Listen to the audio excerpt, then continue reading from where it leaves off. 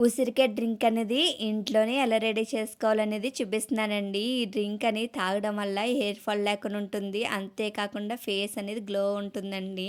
ఆ జ్యూస్ ఎలా రెడీ చేసుకోవాలని చూపిస్తాను. ముందుగా ఉసిరికాయలనేది ఇలాగా కడిగి చేసుకొని ఇలా చిన్న చిన్న పీసెస్ కింద కట్ చేయాలి. లోన సీడ్స్ ఉంటాయి కదండీ! ఆ సీడ్స్ అనేది పక్క పెట్టేసుకోవాలి. మన ఉసిరికాయ ముక్కలనేది ఇలా కట్ చేసుకున్నాం కదా! అవి తీసుకువెళ్ళి మిక్సీ జార్‌లో అయితే వేసుకోవాలండి. ఇలా అన్నిటిని కూడా మిక్సీ జార్‌లో వేసేసుకోవాలి.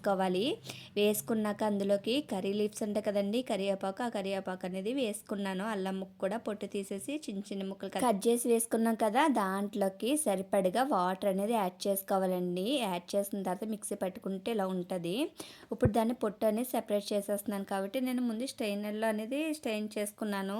అది దిగడమైనా మనకి చాలా కష్టమైపోయింది. అందుకు నేను క్లాత్ తీసుకుని ఆ క్లాత్‌లోకి వేసేసుకుని నేను పిండేస్తే ఈజీగా వచ్చేసిందండి. ముందు దానికన్నా ఇలా చేస్తే ప్రాసెస్ అయితే ఈజీగా ఉంటుంది. మనకి రసమే దిగుతుంది. అందులో పొట్టు అనేది ఇంక అస్సలు దిగదండి.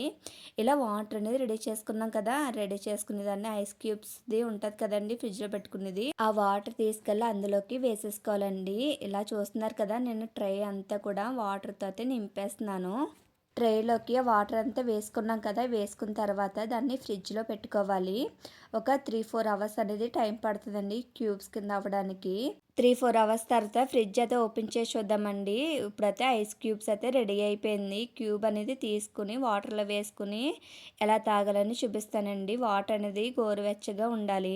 గోరువెచ్చని వాటర్‌లోని ఆ క్యూబ్ వేసుకుని 2, 3 డ్రాప్స్ లెమన్ జ్యూస్ అని వేసుకోవాలండి. కొంచెం హనీ యాడ్ చేసుకుని ఈ డ్రింక్ అనేది బ్రష్ చేసిన తర్వాత తాగితే చాలా హెల్త్ బెనిఫిట్స్ అనేవి చాలా ఉంటాయండి. నేను ట్రై చేస్తున్నాను. మీరు ట్రై చేయండి. ఈ వీడియో ఎలా ఉందో కామెంట్ సెక్షన్‌లో కామెంట్ చేయండి. Thank you for watching.